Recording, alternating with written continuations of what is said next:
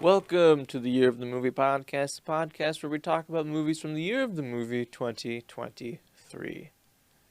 We're back with another episode, but before we get to this episode, I just want to apologize to our video viewers from last week.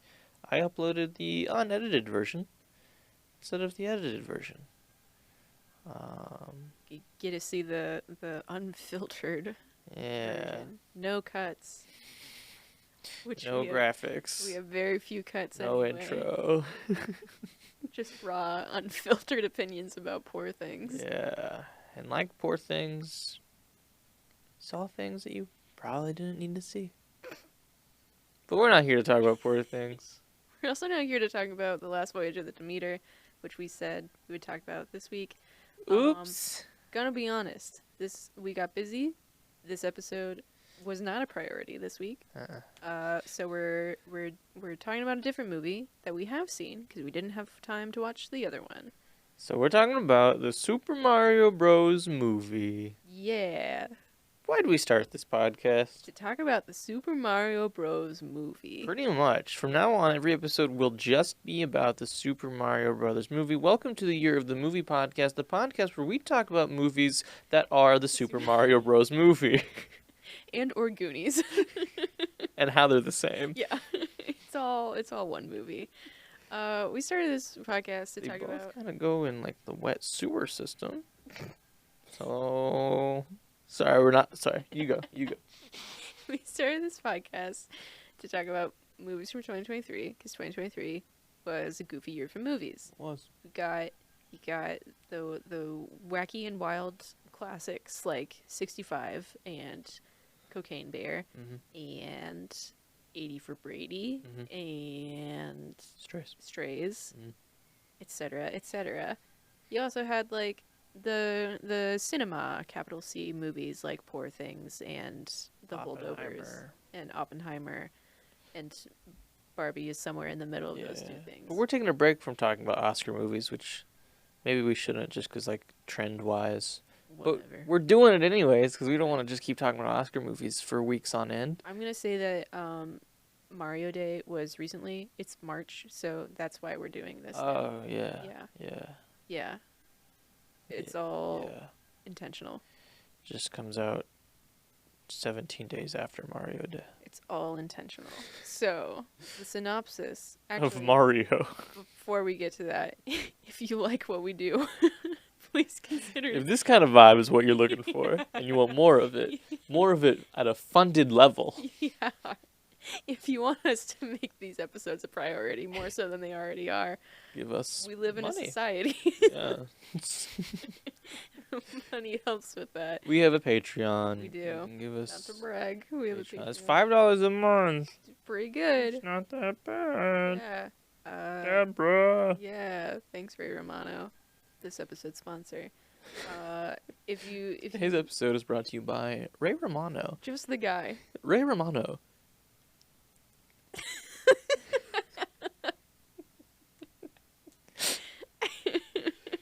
So the synopsis of Mario, if you don't know it. Yeah. A plumber named Mario travels through an underground labyrinth with his brother Luigi, trying to save a captured princess. Ever heard of them? An underground labyrinth? That's what IMDb says. That is not how I would describe it. That's not either. Yeah. Okay. What were your first impressions when you heard about this movie? Oh, yeah.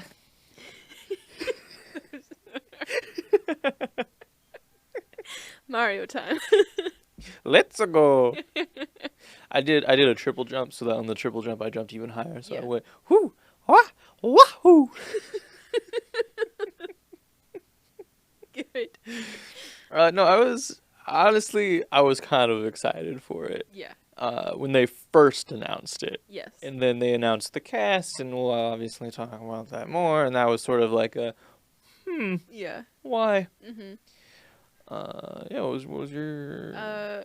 Pretty similar. I was interested in the concept, because I was like, oh, okay.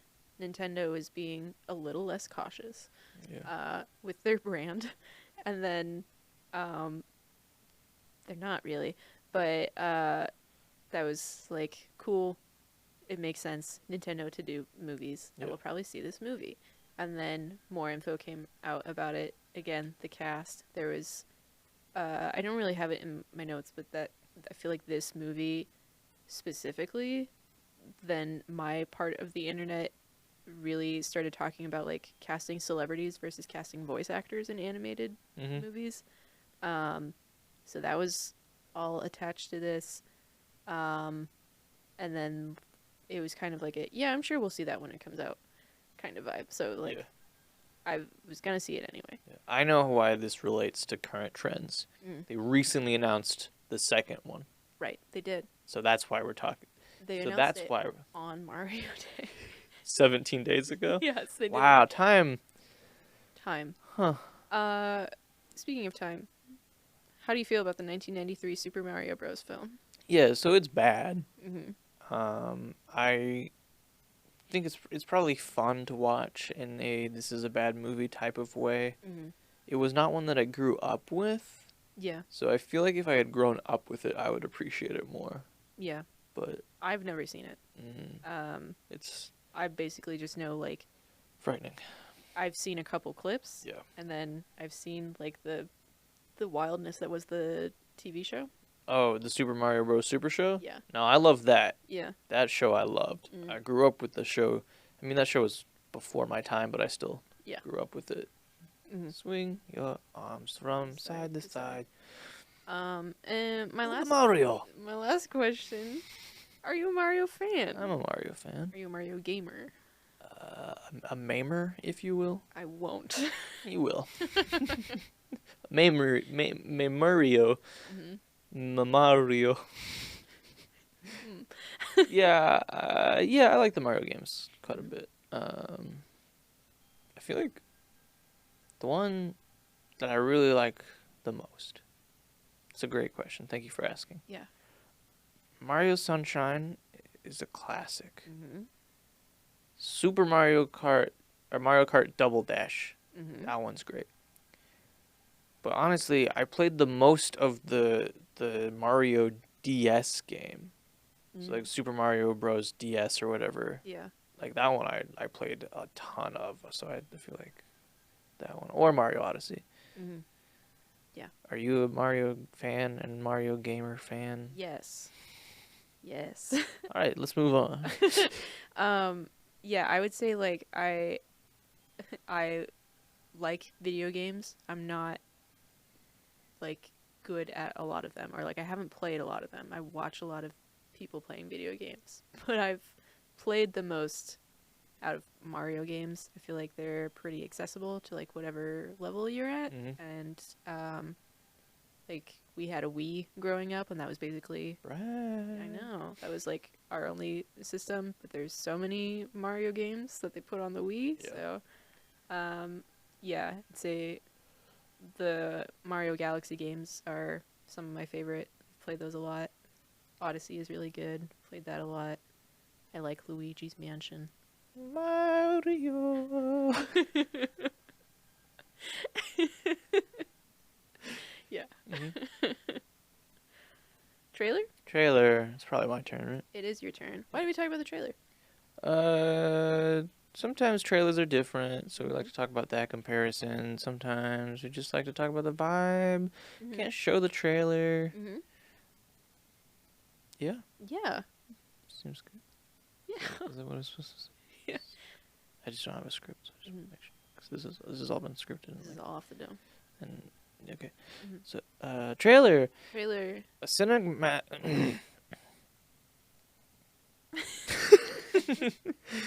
A cinematic version of the Mario theme play, so it's I like it. 'Cause it's all like cinematic version of the Mario theme plays. Mario takes a deep breath and steps into the bright sunlight. He steps into a stadium with people chanting his name. Donkey Kong comes into frame.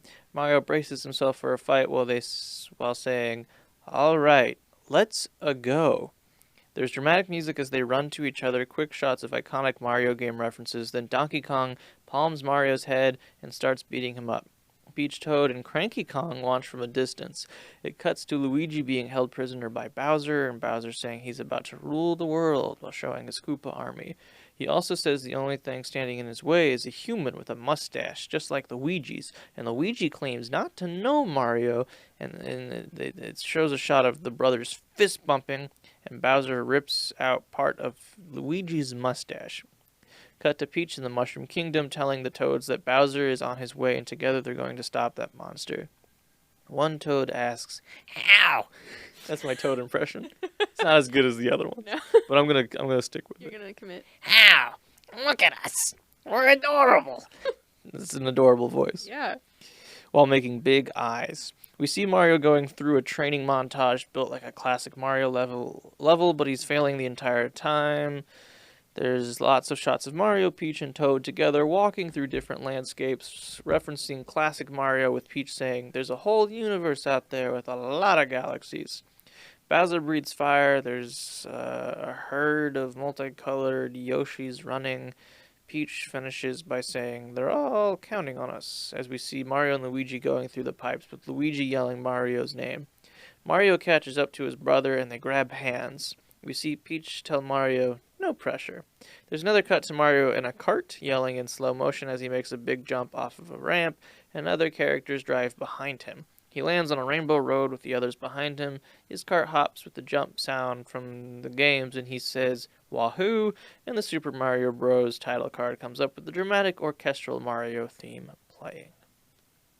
I remember watching this trailer like as soon as it came out,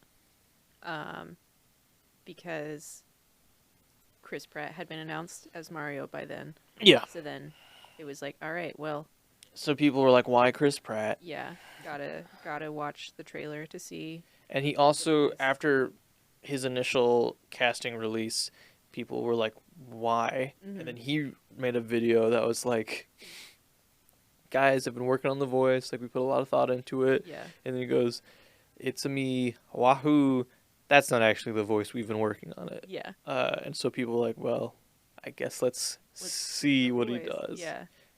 And then this trailer came out, and it's like, besides him saying "Let's a go," that it's just It like mostly sounds like Chris Pratt most of the in the trailer. yes, most of the sounds that Mario makes in the trailer is like "Whoa." Yeah. Ah, like he doesn't really he Yeah. doesn't really speak besides "Let's a go" and "Wahoo." Everything else is Peach and Bowser and Luigi talking. Yeah.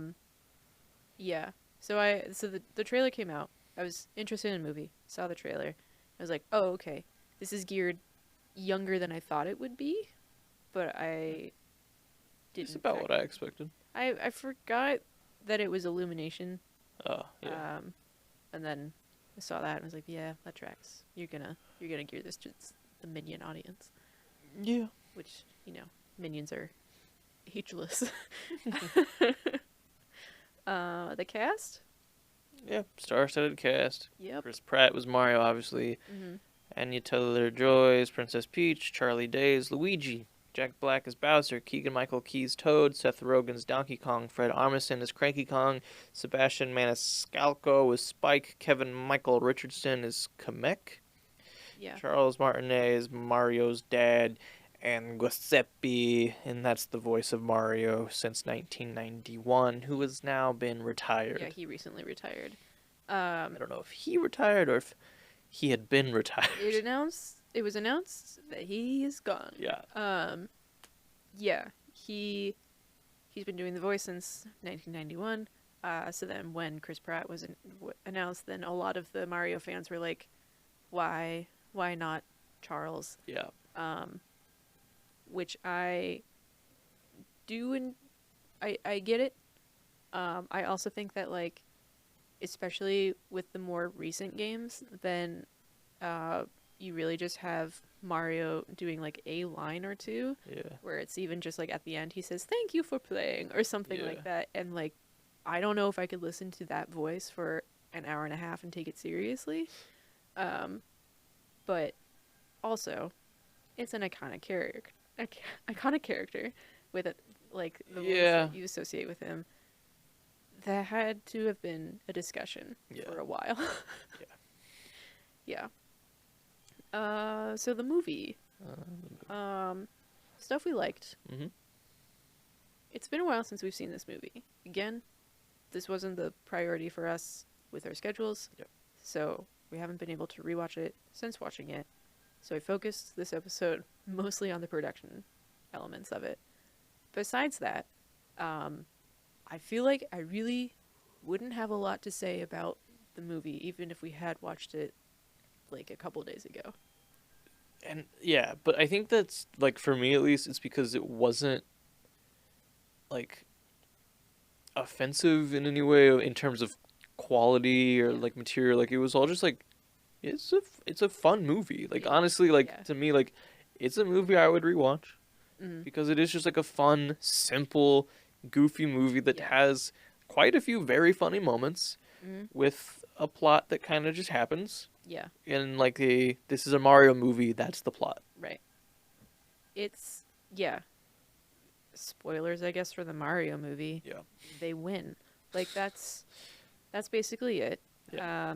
I think it would have been way cooler if at the end they were like, "Oh no," and then it's like Mario will return. Yeah. I guess the biggest change is that at the end then like so the Mushroom Kingdom is like a separate thing that they go through the pipes. They live in Brooklyn, and then they go through the pipes. And It's very much Super Mario Bros. Show. Like they're real dudes in New York. They're New York plumbers. Yeah. And then they get sucked into a magical Mario land. So at the end, then the two worlds are combined, and Mario and Luigi are plumbers for both Brooklyn and the Mushroom Kingdom. So like it starts out, it's definitely an origin story of the two of them.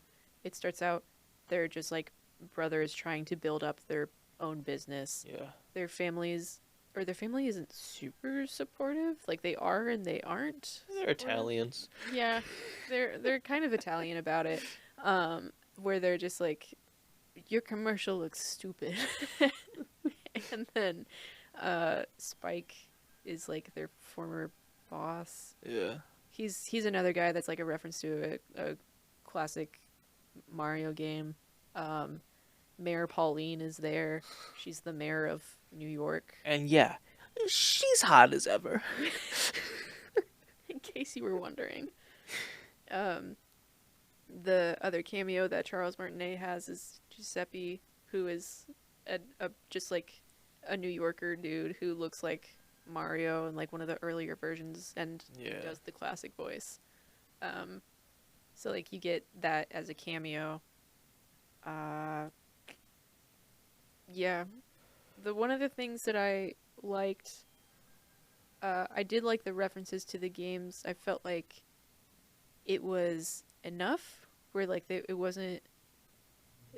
Reviews have gone back and forth on this, or like they're all over the place on whether or not it's like too overt of a reference to the games and like making too big a deal out of it, but also like it's based off a video game. What are you supposed to do? I really liked like they made all of the things of the games fit in the universe in a way that was just like it makes sense for a fantastic like a fantasy and like it's just like whatever, and like the Mario Kart section where they are like racing, like it did kind of make sense for what was happening. Everything worked. Like all of the different kingdoms. Like there's like an ice kingdom. Yeah. Like it all like it really did just it fit. Like they clearly thought about the movie. It wasn't just and now the Mario Kart part. Yeah. And now the Super Mario Bros part. Right. Smash Bros. Yeah, there's a lot of references to a lot of different source material, and then they also build it out enough that like even in the trailer where they specifically say like there are a lot of galaxies out there, Mario Galaxy is the name of one of the games. Like they're gonna build this out more, and there's like you could basically go anywhere with it because that's what the games do. So I think it was a good mix of stuff, and like also keeping it within the reality of the world, like having that training thing of like Mario on a platformer. It was like that makes sense to put it in the world like that. Of like this isn't how architecturally the Mushroom Kingdom is designed, but they're gonna put a section of it in this specific spot. I thought that stuff worked. I, it feels like a small victory and a no-brainer, but Peach isn't damseled. They gave her something to do besides being rescued, which she is. Don't get it twisted. It's the bare minimum, but cool. Yeah. Where she's, capable. And they definitely portray her more as like a monarch of the Mushroom Kingdom. And Luigi is the one who needs to be rescued and doesn't really know what he's doing. And it makes sense for him because he's always the nervous one. Yeah. And he doesn't really... Like, he has growth. But he doesn't, like, become the hero in the way that Mario does. Which, again, makes sense for the games. Because Luigi's player, too. They do, like, they have, like, a superstar or something at the end, and, like, with their powers combined, then they defeat Bowser. Yeah, because Bowser makes it into Brooklyn. Yeah. He finds the pipe back to Brooklyn and starts to invade. Mm-hmm. As one does. Yeah. Yeah, I'm just looking at the Wikipedia plot summary. All hope seems lost. Mario is encouraged by his own advertisement to stand up and face Bowser, who almost incinerates him. And then Luigi saves Mario while both grabbing the superstar, and they defeat the Koopas, destroy Bowser's castle, and incapacitate Bowser. And then Peach shrinks Bowser with a blue mushroom and imprisons him. And then Mario and Luigi are heroes. I remember not super liking that when we first watched it, of just like, you have Peach there the entire time, and she's the one who's like with Mario the whole time and like is capable and obviously knows the Mushroom Kingdom and all this stuff, and then Luigi is a little bit of a wimp the entire time, and then he gets to be the co-hero at the end. And it, like, if this wasn't based off of well-established video game roles, then I would be annoyed by that. But whatever. I'm not surprised, so I don't really care. Yeah. How do you feel about the Mario voice? Honestly, thought it was fine. Yeah. Because it wasn't just his voice. Mm. He did, like, he put a little bit of a New Yorker accent on it. Mm-hmm. And it made sense because they were going with the Italian family. Yeah. He and Luigi grew up in New York. Mm-hmm. Like, yeah. I thought it was fine. It's also not like Charles Martinet's version is like Italian. Yeah. Like, he's cartoonishly Italian, vaguely Italian. And like, I do think it being an Italian voice the whole time wouldn't have worked. Mm-hmm. It would have just been goofy. Yeah. Chris Pratt does know how to act, and so like there were emotional scenes Yeah. that you have someone can actually do that. Right. I had a different voice that I had more of a problem with, honestly. Which one? Toad's. I thought, as much as I like Keegan-Michael Key, his Toad voice, I thought, was not it. It was the farthest away from Toad, and like, again, the Toad voice would be a lot to listen to for an hour and a half. Yeah. But yeah, that was the one that, like, in the trailer I was like, who is that? That's not. I mean, I think they also like pitch modulated it, like they did, but like it didn't really work for me. Mm-hmm. And like Toad's voice is supposed to be a little gravelly, I feel like, and it wasn't really gravelly. It was just like high pitched. Yeah. And yeah, it didn't really. That's fair. I feel like when I agree. I couldn't necessarily do because they were trying to make this movie like cinematic and not cartoonish. Then like listening to Italian impression for that long would be a lot, and it wouldn't fit the vibe of this movie. Yeah. I feel like most of the backlash with, or not even backlash, but the controversy around Chris Pratt being cast is just like, he's definitely viewed as like a safe choice Yeah. and blockbuster vehicle man, and I think people were just kind of bored, or Yeah, probably, Yeah. but also they wouldn't have been happy with anyone. no, and like the studio needs to make money. Yeah. They chose the right person to do that. Yeah. I mean, like, Yeah.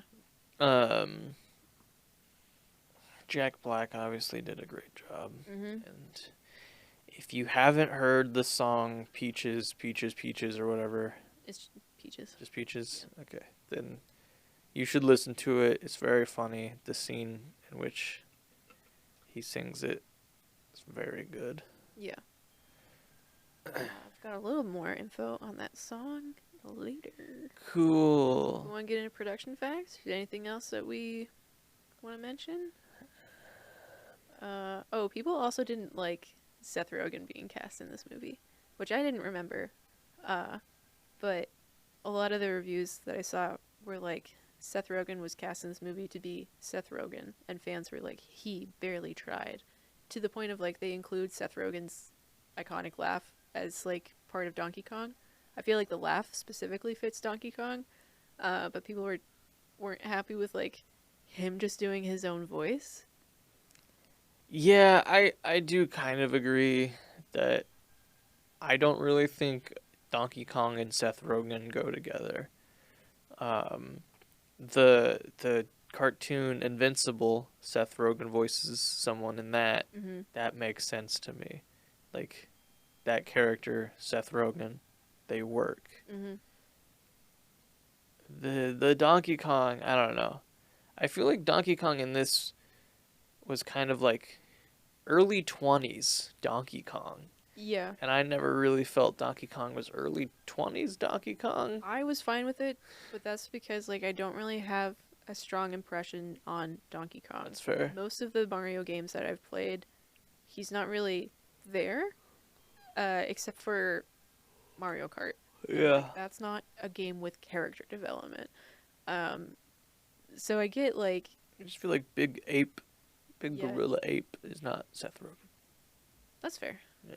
I personally was fine with it, but then a lot of people were like, he didn't even try. And then Seth Rogen's response was just like, I made it clear that I don't do voices. Like, if you hire me, then you're just gonna get me. Yeah. So, if they were cool with it.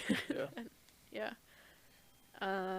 Yeah. Production facts. Production facts. So this movie was released on April 5th, 2023, with an April 1st premiere event at the Regal LA Live.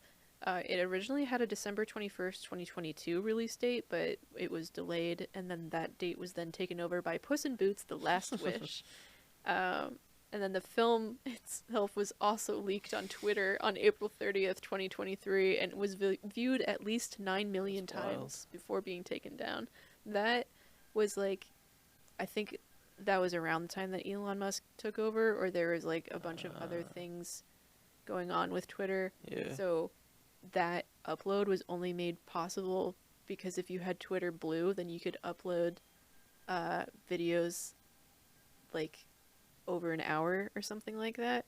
So then this happened, and then a bunch of people were like, hey, what's going on at Twitter?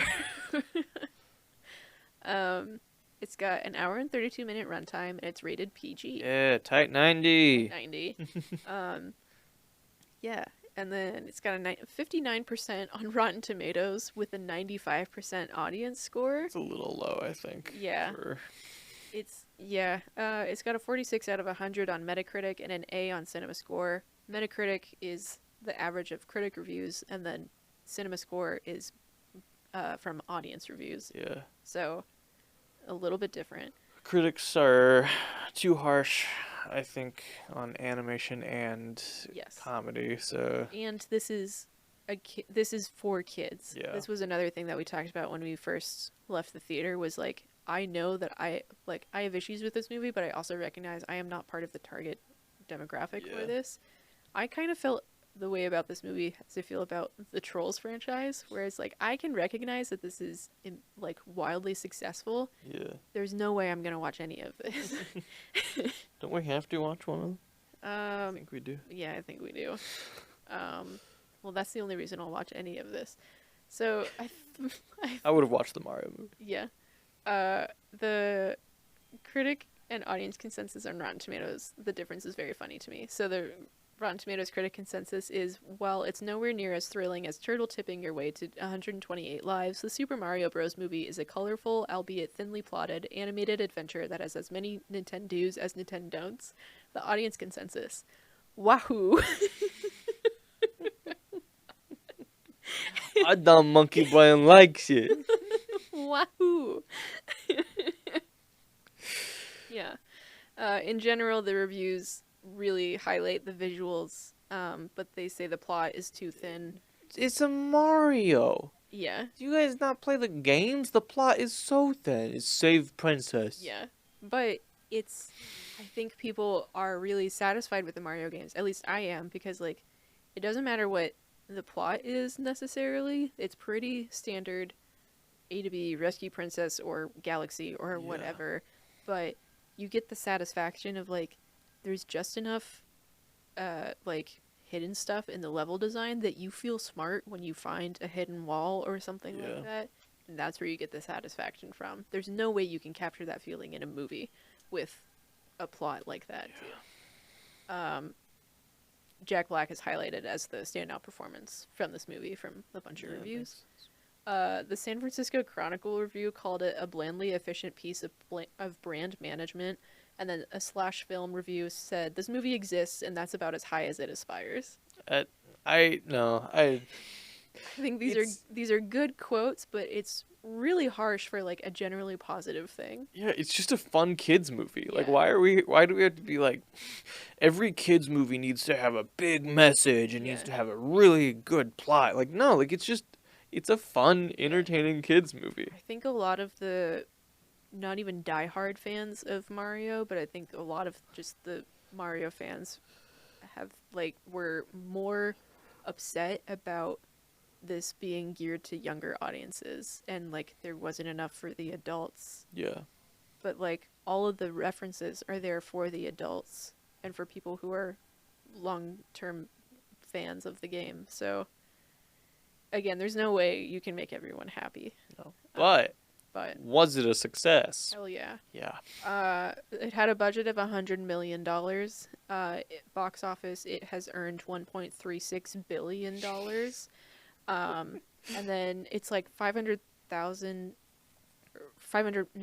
million-ish of that is from the US, and then the rest is all worldwide. So, some records that it has broken. It's the biggest worldwide opening weekend for an animated film. It's the highest grossing film based on a video game. It's the first film based on a video game to gross over $1 billion.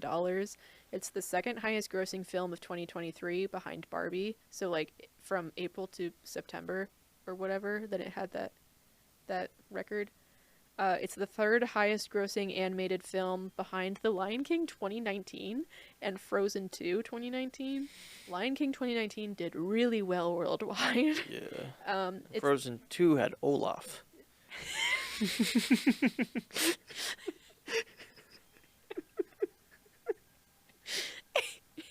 That is just, I mean, it's correct, but it's only funny to us because you keep saying that's Olaf from Frozen 2. Is it not Olaf from Frozen 2?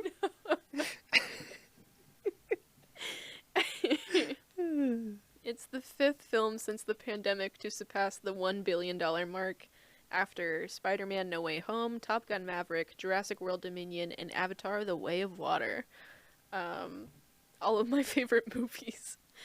So it's got an interesting production timeline. So 1993, the Super Mario Bros. Movie does not do well, and Nintendo gets very cautious about licensing for film adaptations. And then I'm not sure what year specifically, but when Nintendo starts bringing their older games to the Virtual Console, then Shigeru Miyamoto considers this the inspiration to make a new Mario movie. He was talking about like the longevity of things, and like they can recognizing that they can do more with their brand on different timelines if you include video production into that. He said it in like a very corporate way, but basically it was just like, oh, people like movies, and this is on a different time scale than video games. November 2014, Sony Pictures is hacked, and the leaked emails reveal that they had been trying to secure Mario rights for several years. And then at one point in the emails, producer Avi Arad claims... not that guy. Yeah, he claims that the deal was secured with Nintendo, and then he later backtracked after the leak to say negotiations had only been started. There were... In the emails, they said, like... He said they had the deal secure, and then someone was like, we're gonna build a Mario empire. And then they also said that they wanted the director from Hotel Transylvania to, like, be the head of the project. Oh, isn't... Sorry, you keep talking. Okay.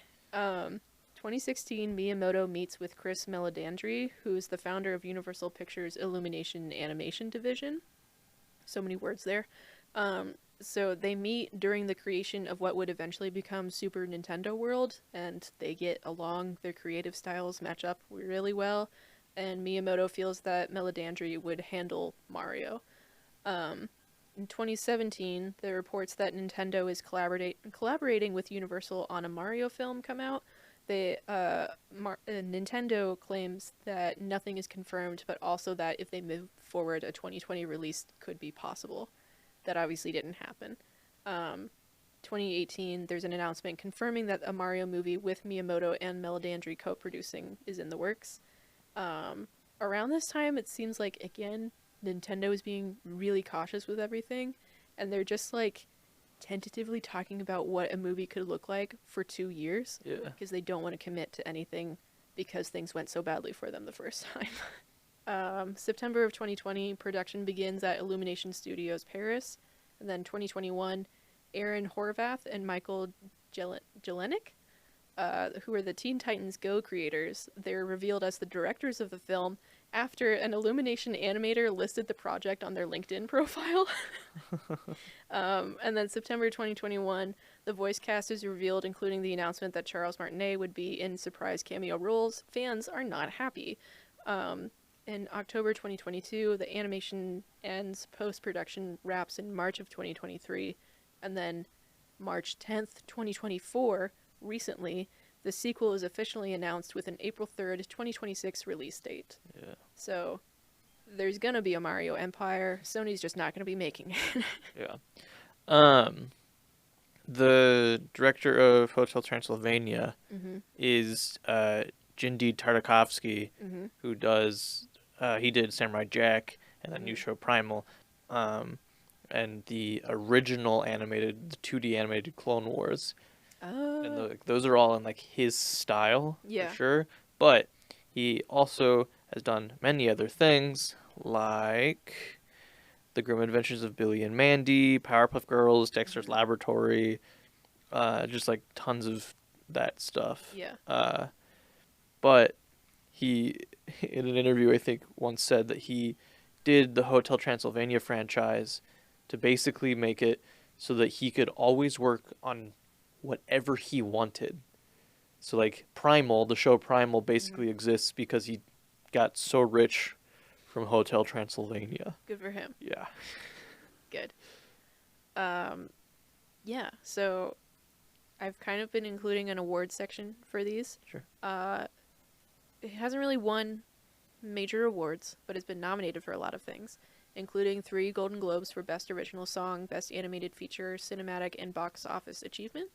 And it didn't win any, but you know, it's an honor just to be nominated. And then all of the other various nominations mostly focus on Best Animated Feature, and then Original Song for Peaches, and Best Voice Acting Performance for Jack Black. Yeah. He is the standout of this, of like, even when the cast list was announced and people were like iffy on a lot of them, then again, from what I saw, everyone was like, I'm not happy about this cast, except for Jack Black. He can stay. And then the co-directors, Horvath and Jelenic, wanted to do a very faithful adaptation of the games. They said in interviews that they thought people would want them to be or expect them to be irreverent, like Teen Titans. Teen Titans Go. Teen Titans Go. So sorry. It's very different. Yes. And they are big fans, and they wanted to do a faithful adaptation because they felt like that hasn't existed. Yeah. The only major deviation from that was having Mario rescue Luigi instead of Peach. They claimed that would have been too straightforward, and it was a very intentional thing for them to not have her be rescued. They also wanted to treat the material in a very cinematic way, viewing it more as an action blockbuster than a video game. And then that extended, or like that idea extended to like the animation itself. Horvath said to Animation Magazine that the look of the animation we were going for is cartoony and semi-realistic. There are moments of cartoony fun, but it's probably more of an action movie. We wanted it to feel like a big adventure film and that there are stakes, and maybe you believe that these characters can die. So they're not super squashy and super stretchy. We use consistent volume on the characters to make them feel a little more grounded than you might see in some other animated films. That was a thing that like I noticed, but I couldn't quite put my finger on what it was until he said that. It's like, oh yeah, they don't like if they fall, they just like get hurt. Yeah. They don't bounce. They don't bounce. Yeah. Chris Pratt originally had a very thick New York Italian accent during production, but it was apparently scrapped for sounding too similar to Tony Soprano. And then Charlie Day was also told he sounded too similar to Goodfellas. It just said Goodfellas. That's not a character. Yeah. And then his reaction was apparently, all right, I think you're wrong, but fine. That's interesting. Yeah.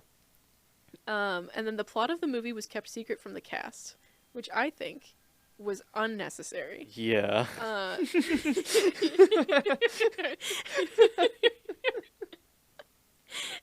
Charlie Day compared it to the secrecy of the MCU, saying he was only given very specific lines to record dialogue and told to do it in a variety of ways so then they could pick what intention they wanted later.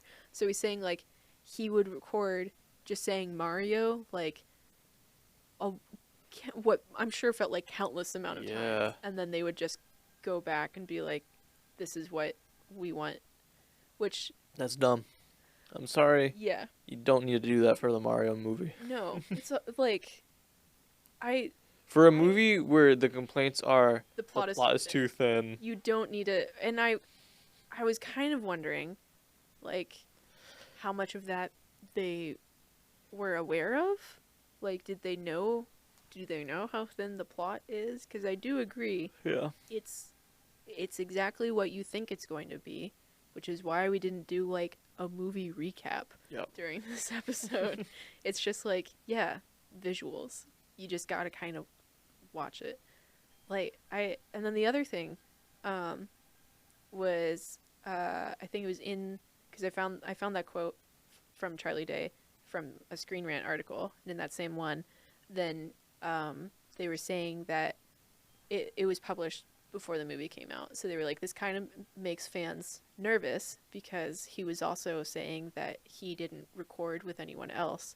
And that's like a common thing that we have talked about before, is like some of the best performances that you get in an animated movie, or like what makes it feel better, is when the cast is all recording together and you can get... But that's not standard, so It's not standard, but like the secrecy and the isolation element made people feel nervous about it. The other thing you have to remember is that production started in September of 2020, and this is being animated in Paris.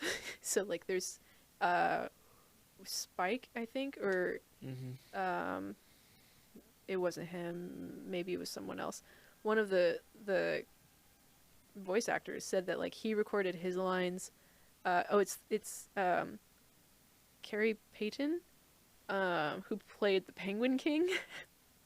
He said that he recorded his lines in his closet in his house, and then didn't even know if he was like gonna make the final cut of the movie. Oh wow! So, the cast was not in the loop on the production of this, from what I can tell, which like isn't necessary, but it helps sometimes. Yeah. And I feel like that was probably because, again, Nintendo is very protective of their brand. They're gonna be pretty cautious while they're making a movie. Yeah. So and then Jack Black and Keegan-Michael Key improvised songs for the movie. Peaches peaked at number 56 on the Billboard Hot 100. And then basically every cast member has said that they would love to do a spin-off film. This is outside of like the sequels. I'm sure because it's made so much money, everyone's gonna come back and say yes. Yeah. But Charlie Day says he wants to do a Luigi's Mansion movie. Everyone wants a Luigi's Mansion Yeah. movie. That sounds wonderful. Seth Rogen wants to do a Donkey Kong Country. Anya Taylor-Joy wants just a Peach movie. No. And then Jack Black wants to do a musical called Bowser's Revenge. I'd be good with that. Yeah. Honestly, like the Peach one is the most. Peach, and it makes sense, was the most boring character In this movie? In this movie. They Like- hinted at her backstory, saying that she is not she was found as a baby in the Mushroom Kingdom. The Yeah. Toads took her in and then made her their leader. Yeah, and That's all you learn about her, which is she's- more than the games do. she's the serious character in a comedy, Yes. and so it would be the weirdest choice to go with, I think. It's based on how they treated this movie. I can't picture them making a Peach movie without getting the exact same criticism and probably worse criticism Yeah. because it's a woman. Well, I mean, And then because of the success of this movie, then there will likely be more Nintendo movies. I'm hoping for a Zelda. I'm hoping for a Kirby. Hmm. I don't think Kirby should be the main character in a movie. In a Kirby movie? Yeah. Really, I don't think there should be a Kirby movie. But I do hope that Kirby shows up in something. If there is a Kirby movie, I don't think he should talk. I think they should do what is Mute? the They do a gritty no, the version where Nicolas Cage movie that I forget the name of every time. Willy's Wonderland. Willy's Wonderland, yes. No, I want a gritty, cyberpunk like Mute, Yeah. where Kirby doesn't talk and he lives in this dirty city, and he has to make his way. And he just inhales his way through life Yeah, and be cool with that. Nintendo, are you looking for a writing team? hire us. R rating? Yeah, we re-rate these movies, and it's always We don't just talk about them. out of 4 with 5 options. 0 out of 4 is, oh no. Nice. Thanks. 1 is, it was a movie. 2 is well made. 3 is enjoyable and kind of technically good. 4 is Oscar worthy. I'm changing mine. Oh my god. I know. I'm going to give it a 3 out of 4 because it was enjoyable and it was well made, in my opinion. Mhm. So that's what I'm going to do. I'm gonna stick with a 2 for now. I do feel like talking about it makes me want to watch it again. Yep. It's mostly just the visuals that stuck with me. A lot of the jokes, like there is some funny stuff, Bowser especially, but a lot of the jokes is just kind of like I could see the beats of it happening, so it didn't necessarily make me laugh out loud. There's not a whole lot of surprises in the movie. It's a pretty safe but pretty faithful Mario adaptation. So that's I think it's also like it's good for families that, like, yeah. you know, you have young kids who haven't quite gotten into like being able to play video games. This is a really good way to introduce yeah. Mario to younger people, and like there's like a sinister element to that because it's a corporation, and again we live in a society and they're trying to like have the longevity of their brand, but also it's Mario. Yeah. Like it's a smart business move. Yeah. Another spoiler, the post-credit scene with Oh yeah. Yoshi's egg. Mm-hmm. So hopefully Yoshi is in the next one. He probably will be. But I think that's pretty much it for the Mario discussion. Mm-hmm. We'd like to talk about other movies that we've watched recently. Yeah. The other movie that we've watched recently is The Watch, Yeah. starring Ben Stiller, Vince Vaughn, Jonah Hill, Richard Ayoade. Yes. A star-studded cast. It is a 2012 movie. Mm-hmm. I had seen it once before. You had not seen it, I had and I not. saw it, and I was like, "Oh, let's just go ahead and watch this because I just want a dumb comedy." Yeah. And I was like, "It came out in 2012. I've seen it once. I do not remember if it aged well." Yeah. And honestly, Pretty good. it really it wasn't. Not the worst. No. No. Yeah. There's like, you hear 2012 comedy, my brain goes to like, someone's gonna make a weird joke. Yeah. I didn't say it out loud, but I was thinking someone is gonna have to dress up as a woman. Yeah. And then they almost do that, or like they reference that, like they're kind of drunk and they're trying to make a plan at one point. Yeah. And they're like, Jonah Hill, I forget his character name. They Yeah. just call him Jonah Hill, actually. They're like, Jonah Hill, you're gonna have to put a wig on and you're gonna have to seduce this old man. And he's Yeah. like, I'm down.